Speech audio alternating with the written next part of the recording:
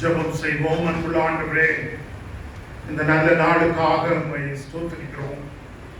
இந்த நல்ல நாளிலே கூட நாங்கள் ஒன்று கூடி வந்து உம்மை ஆராதிக்க நீர் எங்களுக்கு கொடுத்த கிருபைக்காக உமக்கு நன்றி செலுத்துகின்றோம். இந்த நாளின் வார்த்தைக்காக உங்களுடைய பாதத்தில் வருகிறோம். நீர் எங்களோடு கூட பேசும். உங்களுடைய வார்த்தை தொடர்ந்து எங்களிலே கிரியை செய்கிற போது நாங்கள் உங்களுடைய ராஜ்யத்தின் மக்களாய் இன்னும் கிட்டு சேர எங்களுக்கு கிருபை தாரும். ஆசீர்வதியும் வழி நடத்தும். இயேசுவின் மூலம் ஜெபம் கேளும் பிதாவே, ஆமென். இந்த லூக்கா 15ஆம் அதிகாரத்திலே நாம் பார்க்கிற போது 1 to 10 வசனங்களை நாம் வாசிக்க கேட்டோம். இந்த பகுதி எதை குறித்து பேசுகிறது என்று சொன்னால், ஆண்டவராகிய இயேசு கிறிஸ்து நம்மை சூழ்ந்து இருக்கிற மக்கள் எல்லாருக்கும் இந்த செய்தியை, நல்ல செய்தியை ஆண்டவர் கொடுக்கும்படி விரும்புகிறார். 15ஆம் அதிகாரம் 1வது வசனம் 2வது வசனம் வாசிக்கிறேன். சகல ஆயக்காரரும் பாவிகளும் அவருடைய வசனங்களை கேட்கும்படி அவரிடத்தில் வந்து சேர்ந்தார்கள். அப்பொழுது பரிசேயரும் வேதபாரகரும் முறுமுறுத்து, இவர் பாவிகளை ஏற்றுக்கொண்டு அவர்களோடு சாப்பிடுகிறார் என்றார்கள். ஆண்டவராகிய இயேசு கிறிஸ்து தம்மை சூழ்ந்திருக்கிற மக்களுக்கு ஒரு நல்ல செய்தியை ஆண்டவர் கொடுக்கும்படி விரும்புகின்றார். அங்கே கூடியிருந்தவர்கள் யார்? ஆயக்காரர்கள். ஆயக்காரர்கள் சொன்னா டாக்ஸ் கலெக்டர்ஸ், வரி வசூல் செய்கிறவர்கள். பாவிகள், those who are not willing to walk with the Lord, தேவனோடு கூட நடந்து செல்ல விருப்பமில்லாத மக்கள், உலகத்தின் அநீதியின் பாவங்களை நிறைவேற்றுகிறவர்கள். இவர்கள் தேவனுடைய வசனத்தை கேட்கும்படி அங்கே வந்திருக்கிறார். அப்பொழுது 2வது வசனம் பாருங்க. பரிசேயரும் வேதபாரகரும் முறுமுறுக்கிறார்கள். இவருடைய செய்தியை கேட்பதற்கு வாஞ்சை இல்லாமல் முறுமுறுத்துக் கொண்டிருக்கிறார்கள். எதற்காக? இவர் பாவிகளை ஏற்றுக்கொண்டு அவர்களோடு சாப்பிடுகிறார். பாவிகளை ஏற்றுக்கொண்டு அவர்களோடு சாப்பிடுகிறார். அப்போ ஆண்டவர் இந்த உலகத்திலே வந்த நோக்கம் என்ன? பாவிகளை ரட்சிக்க கிறிஸ்து இயேசு இந்த உலகத்திலே வந்தார். இழந்து போனதை தேடவும் ரட்சிக்கவுமே மனுஷகுமாரன் இந்த உலகத்திலே வந்தார் என்று சொல்லி நாம் வாசிக்கிறோம். பிரியமானவர்களே,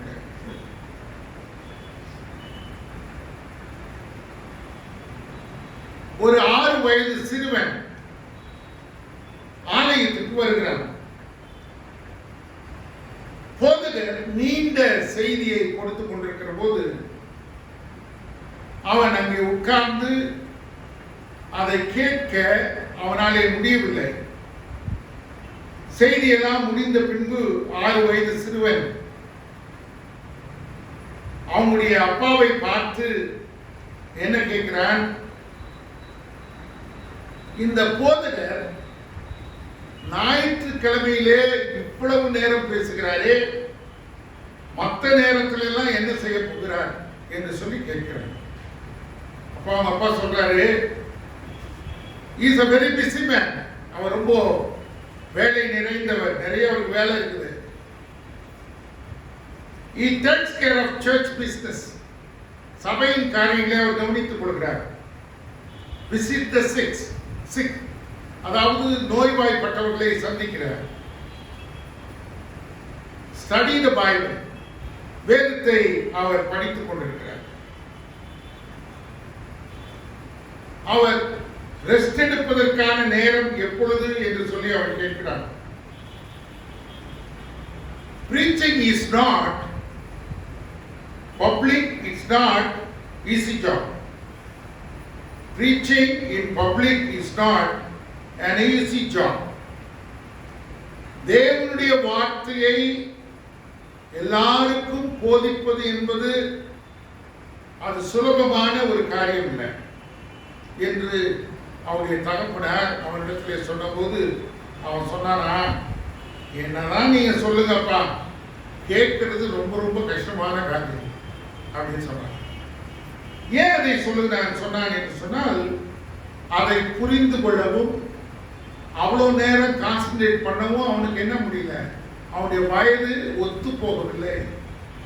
சம்பந்தமில்லாத ஒரு காரியத்தை போதிக்கிற போது அங்கே அவனுக்கு புரிந்து கொள்ள முடியாத சூழ்நிலையிலே அவன் அதை ஏற்றுக்கொள்ள முடியாத நிலைமையிலே இருக்கிறான். அன்பான தேவனுடைய பிள்ளைகளே, உண்மையான காரியம் என்ன என்று சொன்னால், உண்மையாகவே நாம் கேட்பது என்பது கடினமான காரியம்தான். ஆனால் கிறிஸ்தவர்களாகிய நீங்களும் நானும் இழந்து போனதை தேடிக்கொண்டு வருகிற மக்களாக இருக்க வேண்டும். நான் இந்த பகுதியை வாசிக்கிற போது என் மனது மிகவும் துன்பப்பட்டது, வேதனை அடைந்தது. ஏனென்றால் இன்றைக்கு திருச்சபையாகிய நீங்களும் நானும் நம்மை விட்டு பிரிந்து செல்கின்ற அல்லது ஆண்டவருக்குள்ளாக வாழ்ந்து தேவனோடு கூட வாழ விருப்பமில்லாத மக்களை குறித்து நீங்களும் நானும் அக்கறை கொள்வதற்கு நாம் விரும்பவில்லை. நம்முடைய வேலை என்ன என்று யோசிக்கிறோம். ஆலயத்துக்கு வருவது, ஆலயத்தில் உட்கார்ந்து செய்தி கேட்பது, பாடல் பாடுவது, அல்ல ஆலயத்தினுடைய பணிகளை காணிக்கை எண்ணுவது போன்ற காரியங்களை ஈடுபட்டு மறுபடியும் நம்முடைய இல்லத்திற்கு நாம் கடந்து போகிறோம்.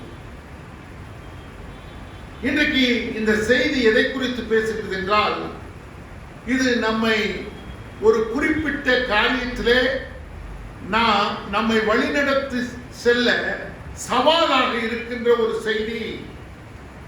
இந்த செய்தி ஒரு போதகர் மூலமாக கொடுக்கப்படுகிறது ஒருவேளை என்று நீங்க நினைக்கலாம். ஆனா this message is not from a man, it is from the Bible. இது வேத சத்தியத்திலிருந்து நாம் படிக்கிறோம். நிறைய சமயங்களில் வேதத்தை நாம் வாசிக்கிற போது நாம் என்ன யோசிக்கிறோம் என்று சொன்னால், இது நம்மை மிகவும் கடினப்படுத்துகிறது. It condemned us, நம்மளை குற்றம் சாட்டுகிறது. நிறைய சமயங்களில் நம்மை கடிந்து கொள்ளுகிறது. அப்படின்னு நாம நினைச்சோம்னா அநேக சமயங்கள் அதை படிக்காம விட்டு விடுகிறோம். ஒருவேளை அப்படி யோசிக்கிற மக்களாகிய நீங்களும் நானும் என்ன யோசிக்க வேண்டும் என்றால், நம்மை அது மாற்றுகிறதாக இருக்கு. வேத வாக்கியங்கள் நம்மை அது மாற்றுகிறதாக இருக்கிறது. Sometimes we feel we are not comfortable with the word of God. தேவனுடைய வசனத்தை நாம் வாசிக்கிற போது நிறைய சமயங்களிலே நாம் ஒருவேளை அதை குறித்து நெகிழ்வடைந்து போகிறோம். ஒருவேளை அதை வாசிக்கின்ற போது அது நமக்கு ஒத்து போகவில்லை என்று யோசிக்கிறோம். அது நம்மை ஆறுதல் படுத்தவில்லை, நம்மை தேர்தல் படுத்தவில்லை, அது நம்மை கண்டிக்கிறது என்று யோசித்து நாம் அதை விட்டு விடுகிறோம். பிரியமானவர்களே, இந்த பகுதியிலே ஆண்டவராகிய இயேசு கிறிஸ்து சொன்ன ஊமைகள் எல்லாருக்கும் தெரிந்த ஊமை. இந்த ரெண்டு ஊமைகளையும் கடைசியாக மூன்றாவது ஊமைகளையும் நாம் கேட்கிற போது எதை குறித்து நாம் பார்க்கிறோம் என்று சொன்னால், ஏதோ ஒரு காரியத்தை இழந்து போன செய்தியை நாம் பார்க்கிறோம். இங்கே நாம் என்ன பார்க்கிறோம்? முதலாவது காணாமல் போன ஆட்டை குறித்து நாம் வாசிக்கிறோம். இரண்டாவது எதை குறித்து வாசிக்கிறோம்? காணாமல் போன காசை குறித்து வாசிக்கிறோம். ஒரு மனிதன் 100 ஆடுகளை உடையவனாக இருந்து அதிலே ஒன்று காணாமல் போன போது 99 ஆடுகளை மந்தையிலே வைத்து விட்டுவிட்டு காணாமல் போன ஒரு ஆட்டை தேடி செல்லுகின்ற ஒரு மனிதனை குறித்து நாம் வாசிக்கிறோம். அவன் தேடி போகிறான். காரணம், அவனுடைய மந்தையிலே ஒன்று குறைவுபடுகிறது. அடுத்த காரியத்தை நாம் பார்ப்போமானால் 10 காசு உடைய ஒரு பெண்மணி, வெள்ளி காசுகளை உடைய ஒரு பெண்மணி. அந்த நாட்களிலே பெண்கள் தங்களுடைய திருமணமான பின்பு 10 காசுகளை உடைய ஆபரணத்தை அவள் அணிந்து கொண்டிருப்பாள். அதிலே ஒன்று காணாமல் போகுமானால் அதை அணிந்து கொள்ளும் போது பொறுப்பற்றவளாக இருப்பாள் என்று மக்கள் யோசிப்பார்கள். அதற்குரிய வேல்யூ, அதற்குரிய மதிப்பு அதற்கு இல்லாமல் போய்விடும். அதனாலே அவள் அதை தேடி கண்டுபிடிக்கிறாள் என்று சொல்லி நாம் வாசிக்கிறோம். தெரியுமானவர்களே, ஐயா, காணாமல் போன ஆடு, அதற்கு வேல்யூ இருந்தது. 99 ஆடுகளிலே ஒன்று, 100 ஆடுகளிலே ஒன்று காணாமல் போகும்போது அது முற்று பெறவில்லை. It is a great loss for him. தன் மந்தையிலே அதை குறைவிடாமல் பார்த்துக் கொள்ள வேண்டும் என்று யோசிக்கிறார். தன்னுடையதை எல்லாவற்றையும் தன்னுடையதாகவே வைத்து பார்க்க வேண்டும் என்று விரும்புகிறான். அவைகளிலே ஒன்று கூட நஷ்டமடையக்கூடாது என்று சொல்லி விரும்புகிற ஒரு மனிதன் நாம் பார்க்கிறோம். அதே போலதான் அதற்குள்ள ஒரு விலை மதிப்பை புரிந்து கொண்ட ஒரு மேய்ப்பன், காணாமல் போன காசை குறித்து அறிந்த ஒரு பெண் அந்த ஒரு காசினுடைய விலை மதிப்பை அறிந்திருந்தான். ஐயா, நீங்களும் நானும் அநேக சமயங்களிலே ஆண்டவருடைய சமூகத்தை விட்டு காணாமல் போகிறோம். ஆண்டவருடைய சமூகத்தை விட்டு பிரிந்து போகிறோம். ஆண்டவருடைய சமூகத்திலே நடந்து கொள்ள வேண்டிய விதத்திலே நாம் நடந்து கொள்ளவில்லை. காணாமல் போன ஆடு மேய்ப்புடைய சத்தத்தை கேட்காமல் அது தூரமாய் கடந்து போகிறது, மேய்ப்பனை விட்டு பிரிந்து போகிறது, போய் முள்ளுகளிலே சிக்கிக்கொண்டு அது கதறுகிறது தன்னுடைய நிலைமையிலே. மேய்ப்பன் அதை தேடிக்கொண்டு கண்டுபிடித்து தன் தோளின் மேலே போட்டுக்கொண்டு எல்லாரிடத்திலும் சொல்கிறான், என்னுடைய காணாமல் போன ஆட்டை நான் கண்டுபிடித்தேன். அதைத்தான் அந்த பெண்மணியும் காணாமல் போன காசை கண்டுபிடிக்கிறதற்காக அவள் வீட்டை விளக்கை கொளுத்தி வீட்டை பெருக்கி காணாமல் போன அந்த விலை உயர்ந்த அந்த வெள்ளி காசை அவள் கண்டுபிடிக்கிறாள். நீங்களும் நானும் ஆண்டவருடைய சமூகத்திலே விசேஷித்தமாய் அவருடைய நினைவிலே இருக்கிற மக்கள். நாம் விலை உயர்ந்த இடத்திலே ஆண்டவர் நம்மை வைத்திருக்கிறார். இந்த உலகத்தை ஆண்டவர் படைத்த போது கூட மனிதனுக்காக தான் இந்த உலகத்தை படைத்தார். மனிதன் இந்த உலகத்தினுடைய பொருட்களை ஆண்டு கொள்ள வேண்டும். நீங்களும் நானும் விசேஷித்தவர்கள். ஆண்டவர் அவருடைய என்ன மனிதன் தன்னை சார்ந்து வாழ வேண்டும், தன்னை அவன் ஆராதிக்க வேண்டும், தன்னை பணிந்து கொள்ள வேண்டும், தன்னுடைய வாழ்க்கையிலே தேவ சித்தத்தை நிறைவேற்றுகிற மனிதனாக அவன் இருக்க வேண்டும். ஐயா, காணாமல் போன ஒன்று திரும்ப அது வீட்டிற்கு வர வேண்டும். இழந்து போன இடத்தை அது திரும்ப பெற்றுக்கொள்ள வேண்டும். நீங்களும் நானும் ஆண்டவரை விட்டு காணாமல் போகிற போது, அவருடைய பிரசனத்தை விட்டு காணாமல் போகிற போது, ஆண்டவர் நம்மிடத்திலே இருந்து எதிர்பார்க்கிற காரியம், he is inviting us to come to his home. அவருடைய வீட்டிற்கு நம்மை வரவழைக்கிறார். பிரியமானவர்களே, அவர் நம்மை அவருடைய வீட்டிற்கு வரவழைக்கின்றார். எந்த விஷயத்திலே நீங்களும் நானும் காணாமல் போயிருக்கிறோம்? ஆண்டவர் நம்மை அழைக்கின்ற போது நாம் புரிந்து கொள்ள வேண்டும். எவைகளெல்லாம் நாம் இழந்து போயிருக்கிறோம்? நம்முடைய வாழ்க்கையிலே ஆண்டவர் கொடுத்த சந்தோஷத்தை இழந்து போயிருக்கிறோமா?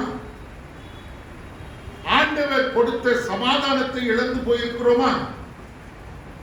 பலவிதமான பாடுகளையும் இன்னல்களையும் நாம் அடைந்திருக்கிறோமா? தேவைகளோடு வாழ்ந்து கொண்டிருக்கிறோமா? கண்ணீரை நாம் கண்ணீரோடு கூட வாழ்ந்து கொண்டிருக்கிறோமா? எதை இழந்து போயிருக்கிறோம்?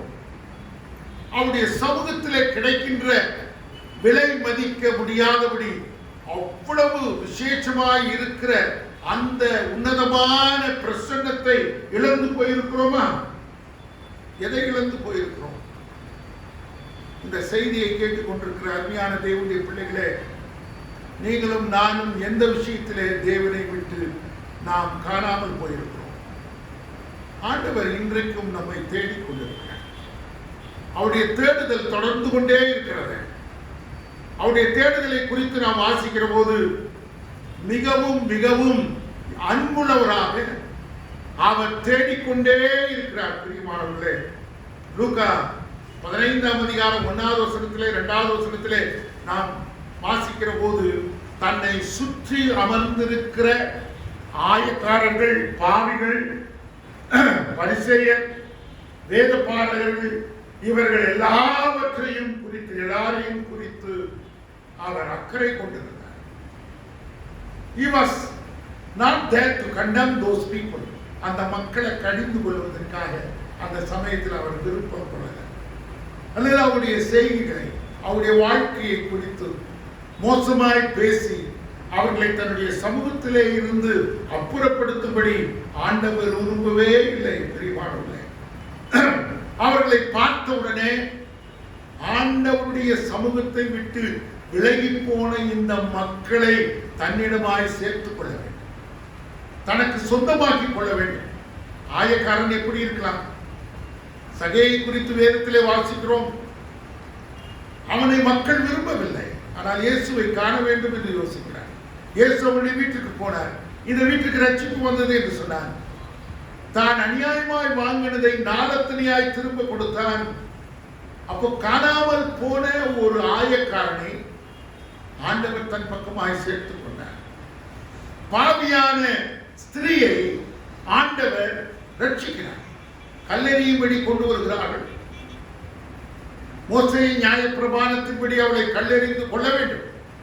அவள் விபச்சாரம் செய்து விட்டாள். ஆண்டவர் என்ன பண்றார்? தரையில உட்கார்ந்து எழுதி கொண்டிருக்கிறார்.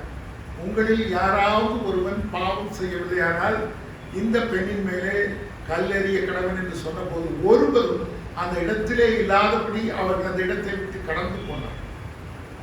அப்படியானால் இயேசுடைய விருப்பம் என்ன? இழந்து போன இந்த பெண்ணை, அவளுடைய ஆத்மாவை தனக்கு சொந்தமாக்கிக் கொள்ள வேண்டும். அவளை பார்த்து ஆண்டவர் எதுவுமே சொல்லல.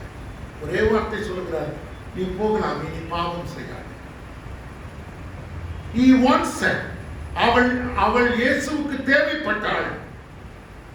அவள் இயேசுவுடைய சன்னிதானத்திற்கு தேவைப்பட்டாள். அவளை ரட்சிக்கும்படி விரும்பினாள். காணாமல் போன அவளை கண்டுபிடிக்கும்படி இயேசு விரும்பினார். பிரியமானவர்களே, இயேசு கிறிஸ்துவுடைய விலையேற பெற்ற ஒரு ஊழியத்தை நீங்களும் நானும் பார்க்கிறோம். பிரியமானவர்களே,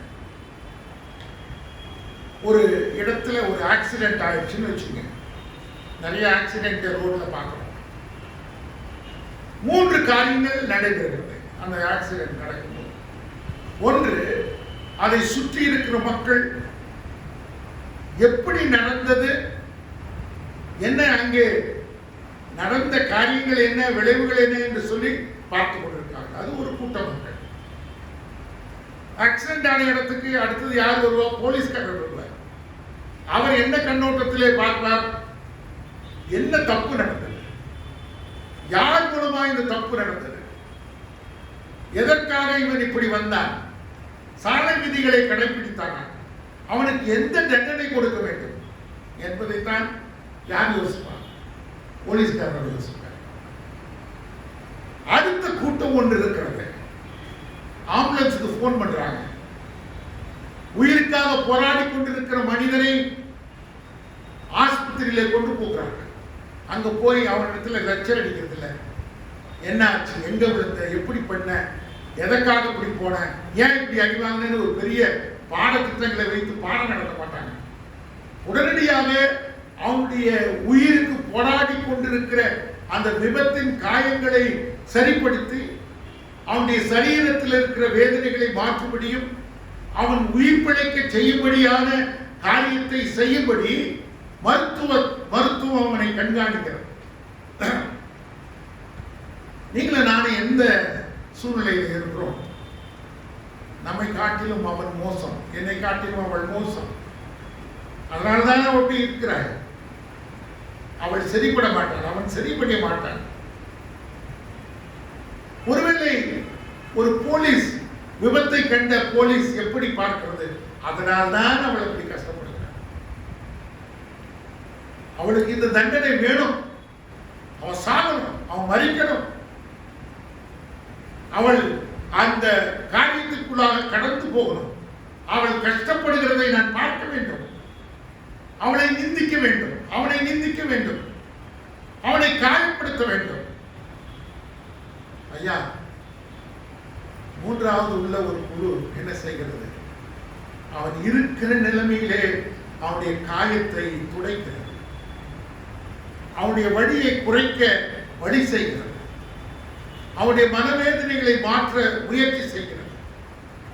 உயிருக்கு போராடி கொண்டிருக்கிற மனிதனை சுவாச காற்று கொடுக்கிறது, அவனை உயிர் பிழைக்க செய்வதற்கான வழிகளை செய்து கொண்டிருக்கிறது. இன்றைக்கு திருச்சபையாகிய நீங்களும் நானும் நம்மை சுற்றி வாழ்ந்து கொண்டிருக்கிற தேவனில்லாத மனிதர்களை பார்த்து அவருடைய தேவைகளை அறிந்து புரிந்து கொண்டு அவர்களுக்கு உதவி செய்ய வேண்டும், அவர்களை நேசிக்க வேண்டும், அவர்களே அன்பு கூற வேண்டும். ஒரு மனிதன் பாவம் செய்வானால் அவன் தேவ சமூகத்தை விட்டு அவன் தள்ளி வைக்கப்படுகிறான் என்று சொல்லி அநேகர் யோசிக்கிறோம். ஆனால் இயேசு கிறிஸ்து பாவிகளை ரட்சிக்க கிறிஸ்து இயேசு உலகத்தில் இருந்தார். இந்த ஊமைகளை நான் வாசித்துக் கொண்டிருக்கும் போது காணாமல் போன மகனை குறித்து வாசிக்கிறோம். தகப்பனை விட்டு பிரிந்து போகிறார், தனக்கு உண்டான சம்பத்தை எடுத்துக்கொண்டு போகிறார், தன் பங்கை எடுத்துக்கொண்டு போகிறார். எல்லாவற்றையும் செலவழித்த பின்பு திரும்ப வீட்டுக்கு வருகிறார். வந்து தன் தகப்பனை பார்த்து, பரத்திற்கு விரோதமாகவும் உமக்கு விரோதமாகவும் நான் பாவம் செய்தேன், உம்முடைய குமாரன் என்று சொல்லுவதற்கு நான் பாத்திரன் அல்ல. அப்பா, daddy, I am unworthy to be your son. உம்முடைய குமாரன் என்று சொல்வதற்கு நான் பாத்திரன் அல்ல. அருமையான தேவனுடைய பிள்ளைகளே, ஆண்டவர் சொன்ன உண்மையிலே என்ன வாசிக்கிறோம்? தகப்பன் தன் பையனை மகனை எடுத்து அவனை குளிக்க வைத்து புது வஸ்திரங்களை தரிப்பித்து அவனுக்கு மோதிரமிட்டு அவனை பெரிய விருந்து உண்டாக்கி, காணாமல் போனான் இவன் காணப்பட்டான் என்று தன்னுடைய வீட்டிலே இழந்து போன இடத்தை கொடுத்து அவனை மகிமைப்படுத்துகிறதை நீங்களும் நானும் ஆண்டவரை விட்டு தூரமாய் போகிற போது, தூரமாய் நிற்கிற போது ஆண்டவர் நம்மை அழைக்கிறார். அவர் 2 கரங்களை நீட்டி நம்மை வா என்று அழைக்கின்றார். அவர் அழைத்துக் கொண்டிருக்கிறார். நீ எப்படிப்பட்ட மனிதனாய் இருந்தாலும் சரி, நீ எப்படிப்பட்ட சூழ்நிலையில இருந்தாலும் சரி, ஒருவேளை அழுக்கான கந்தையாய் இருந்தாலும் சரி, ஆண்டவருக்கு நீ துரோகம் செய்திருந்தாலும் சரி, இந்த உலகத்திற்கு துரோகம் செய்திருந்தாலும் சரி, அநீதியிலே வாழ்ந்திருந்தாலும் சரி, அக்கிரமம் செய்து கொண்டிருந்தாலும் சரி, உன்னை ஆண்டவர் மறுபடியுமாய் புதுப்பித்து மாற்றி தன்னோடு கூட அவர் இணைத்துக் கொள்ள விரும்புகிறார். அதற்காக தானே ஆண்டவராகிய இயேசு கிறிஸ்து 2000 வருஷங்களுக்கு முன்பாக சிலுவையிலே நம்முடைய பாவத்துக்குரிய தண்டனையை அவர் ஏற்றுக்கொண்டார். பாவத்துக்குரிய தண்டனையாகிய அந்த பிராயச்சித்தத்தின் காரியத்தை தன் ஜீவனை கொடுத்து பலியாக செலுத்தி ரத்தம் சிந்தி உன்னையும் என்னையும் மீட்டுக் கொண்டார்.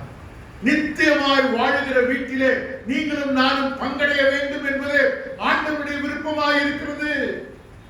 அருமையான தேவனுடைய பிள்ளைகளே, இன்றைக்கு உங்களையும் என்னையும் இயேசு அழைக்கிறார்.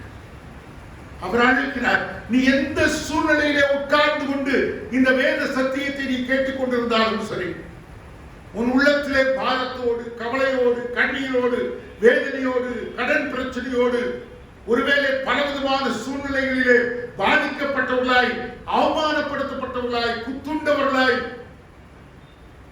பலவிதமான சூழ்நிலைகளிலே கடந்து போனவர்களாய் வேதனையோடு வெறுமையோடு கூட காத்து கொண்டிருக்கிற உன் வாழ்வை ஆண்டவர் ரட்சிக்கும்படி விரும்புகின்றார். உன்னை விடுதலை செய்யும்படி விரும்புகின்றார். ஐயா, முள்ளிலே சிக்கிக் கொண்டிருந்த அந்த ஆட்டை அது எப்படி இருந்தாலும் சரி தன் தோளின் மேலே போட்டுக் கொண்டார். ஆண்டவருக்கு தெரியும், இந்த உண்மையை சொல்லும் போது நாம் வழி தப்பி போகிற போது நம்மால் நடக்க முடியவில்லை. நாம் சிதறண்டு போகிறோம், காயப்பட்டு இருக்கிறோம். திரும்ப அவருடைய சமூகத்திலே வருவதற்கு பயமடைந்து பயம் நமக்குள்ளாக உண்டாகி அவருடைய பக்கத்திலே சேராமல் முறுமுறுத்துக் கொண்டிருக்கிறோம். அப்படிப்பட்ட உன்னையும் என்னையும் ஆண்டவர் தூக்கி எடுக்கும்படி விரும்புகிறார். பிரியமானவர்களே, அவர் கரிசனை உள்ள ஆண்டவர். முதல் காரியத்திலே நாம் பார்க்கிற போது அவர் கரிசனை உள்ள ஆண்டவர். அவர் நம்மை நேசிக்கிறார். நீ எங்கே இருந்தாலும் சரி, எந்த சூழ்நிலையில் இருந்தாலும் உன்னை தேடி வர அவர் ஆயத்தம் உள்ளவராக. இரண்டாவது காரியம், he wants to reach out with a great effort. எப்படி இருந்தாலும் உன்னை பிடிக்கணும், கண்டுபிடிக்கணும், உன்னிடத்துல வந்துடணும். ஆண்டவருடைய விருப்பம். அதை எங்கே வாசிக்கிறோம்? 15ஆம் அதிகாரம் 3ஆவது வசனம் 4ஆவது வசனம். அவர்களுக்கு சொன்ன உண்மையாவது, உங்களில் ஒருவன் 100 ஆடுகளை உடையவனாயிருந்து அவைகளில் ஒன்று காணாமல் போனால் 99 ஆடுகளையும் வனாந்தரத்திலே விட்டுவிட்டு காணாமல் போன ஆட்டை கண்டுபிடிக்கும் அளவும், until you are found. தேவன் உன்னை கண்டுபிடிக்கும் அளவும் உன்னை தேடி திரிகின்றார். அவர் தேடி திரிகின்றார், உன்னை தேடி திரிந்து கொண்டிருக்கிறார். ஐயா, இந்த வார்த்தை எவ்வளவு ஒரு ஆழமான வார்த்தை. He is finding a place to get hold of you. ஆண்டவர் ஒரு இடத்தை அவர் தேடிக்கொண்டு போய் எந்த இடத்துல உன்னை பிடிக்கணுமோ அந்த இடத்துல பிடிப்பதற்காக உன்னை தேடிக்கொண்டிருக்கிறார். He is waiting. அநேக வருஷங்களுக்கு முன்பாக என் வீட்டில் நடந்த ஒரு காரியம். அது எங்க வீட்டாளுக்கு ஞாபகம் இருக்கும் எனக்கு தெரியல. உங்களுக்கு தெரியும், எனக்கு 2 பிள்ளைங்க. ஒரு நாள் இரவு திடீரென்று படுக்கையிலே பெரியவளை காணோம். என்னடா பண்றது? சின்னவ தூங்கிட்டு இருக்கிறா பாயில, பெரியவ மேல பெட்ல இருக்கிறா. காணோம். நான் எந்திரிச்சு பார்த்துட்டு காணோன்னு சொன்ன உடனே பக்கத்துக்கு போறேன். இந்த சர்ச் வீட்டில் தான். அங்கேயும் காணோம். சரி, பின்னால பாத்ரூம் தெரியாத போயிட்டாளா என்று சொல்லி பின்னால போறேன். அங்கேயும் காணோம். முன்னால வந்து பார்க்கிறேன், அங்கேயும் காணோம். ஒரே பயம். ரூபி எழுப்பி எங்க புள்ளைய காணோம். எல்லாரும் பதப்படைந்து தேடுகிறோம். ரொம்ப பதப்படை. ஒருவேளை நான் இப்படி யோசிச்சிருந்தேன்னா, ஒரு புள்ள தானே காணாத போச்சு, ஒரு புள்ள நமக்கு இருக்குது, போதும். எதுக்கு 2 புள்ள? சரி விட்டுலான்னு நினைப்போம். ஒரு தகப்பன் முடியவே முடியாது. 2 பேரையும் ஒரே அளவில் நேசிக்கிறோம். 2 பேரும் நமக்கு சொந்தமானவர்கள். 2 பேருடைய அன்பு எனக்கு தேவை. அவர்களை நான் விட்டுவிட முடியாது. புரியுதா உங்களுக்கு? உங்களுக்கு தெரியும், 3 வருஷத்துக்கு முன்னால ஒரு ஒரு ஒரு பிக்சரை நான் போஸ்ட் பண்ணியிருந்தேன் ஃபேஸ்புக்கில். அந்த பிக்சர் என்னன்னா, நான் படுக்கையில் படுத்துட்டு இருக்கிறேன், ஒரு பக்கமாக சாஞ்சு. 2 பேரும் உங்களுக்கு தெரியும் அவங்க சைஸ் என்னன்னு. என் மேலே ஏறி உட்காந்துக்கிறாங்க. அதில் சண்டை. நான் நெஞ்சு பக்கம் தான் போடுவேன், இடுப்பு பக்கம் நான் உட்கார மாட்டேன். 2 பேருக்கு சண்டை. அவங்க எத்தனை பிரச்சனை பண்ணாலும் சரி, எவ்வளோ சமயங்களில் கீழ்ப்படியாமல் போனாலும் சரி, எவ்வளோ எதிர்த்து நின்றாலும் சரி, யார் அவர்கள்? நம்முடைய பிள்ளைகள்.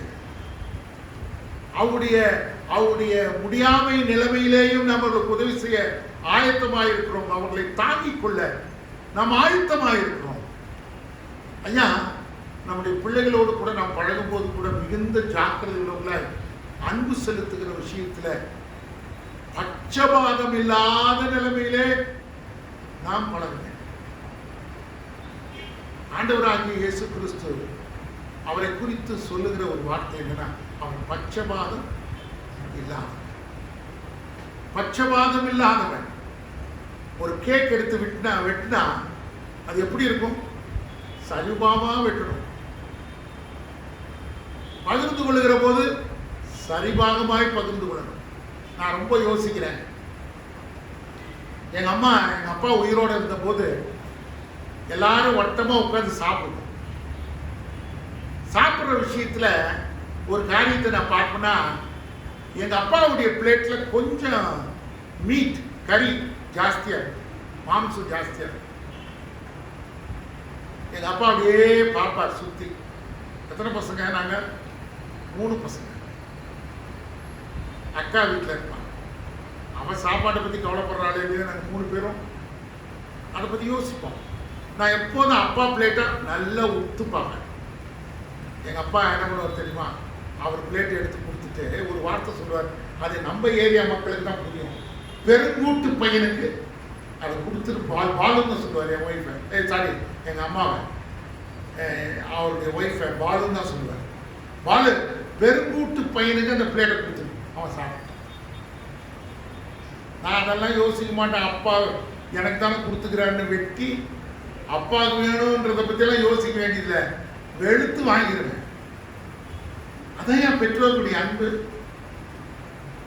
பெற்றோருடைய அன்பு. நிறைய சமயங்கள் யோசிப்பேன், அவங்க காஃபி கொடுக்கும்போது இவ்வளோ பெரிய டம்ளர் இருக்கும் சார், அந்த டம்ளர்ல கொஞ்சம் காஃபி குறையக்கூடாது. குறைஞ்சிருச்சுன்னா அந்த டம்ளர் எடுத்து அடிப்போம் பாருங்க. இன்னைக்கும் அந்தியூர்ல அந்த டம்ளர் இருக்குது என் வீட்டில். அது பித்தளை டம்ளர். அதில் இது போட்டிருக்கும், என்னது இது பூசிப்பாங்க. அந்த டம்ளருடைய விளிம்பு 2ஆக பிளந்து போயிடுச்சு. ஏன்? காஃபி மற்றவங்களை காட்டிலும் எனக்கு என்ன ஆயிடுச்சு? கம்மியா போச்சு. நம்முடைய அன்பை பார்த்தீங்களா? அப்பாவும் அம்மாவும் நம்ம எந்த விதத்தில் நேசிக்க வேண்டும் என்று சொல்லி விரும்புகிறார்களோ அந்த விதத்திலே நேசிக்க நாம் கடமைப்பட்டிருக்கிறோம். அப்படியானால் நம்முடைய தேடுதல் எப்படி இருந்தது? கடைசியா இன்னும் எங்க படுத்துக்கிறார்? கட்டல் கடியில படுத்துக்கிறார். பெட்ஷீட் போத்தி, பெட்ஷீட் அடியில கவராயிருக்கு. புரியுதா உங்களுக்கு? நல்ல கவனிங்க. நீங்களும் நானும் ஒருவேளை காணாமல் போன நம்முடைய பிள்ளையை கண்டுபிடிக்கிற காரியத்தில் எவ்வளவு அக்கறை உள்ளவர்களாக இருக்கிறோம். அது தெரிந்த உடனே எத்தனை ஒரு நிம்மதி, பதட்டம் குறைந்து விட்டது. அவளை பார்த்த உடனே எங்களுடைய மனது அமைதியாகிவிட்டது. அவளை பார்த்த உடனே எங்களுடைய உள்ளம் தைரியப்பட்டது. காணாமல் போனா அவள் கண்டுபிடிக்கப்பட்டாள். யோசனை பண்ணி பாருங்க. 3வது காரியத்தை நான் சொல்லி முடிக்கிறேன். 15ஆம் அதிகாரம் 4வது வசனம் 5வது வசனம்.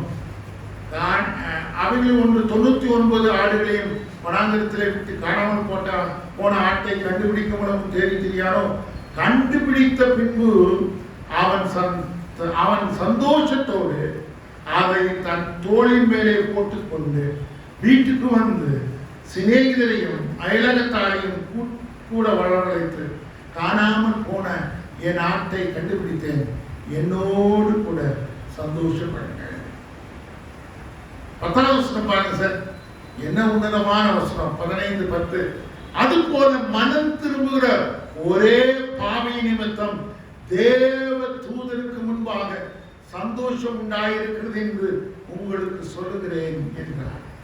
அருமையான தேவனுடைய பிள்ளைகளே, நீங்களும் நானும் தேவ சமூகத்திலே சேர்க்கப்படுகின்ற போது பரலோகத்திலே தேவ தூதர்கள் சந்தோஷத்தை நாம் பார்க்கிறோம்.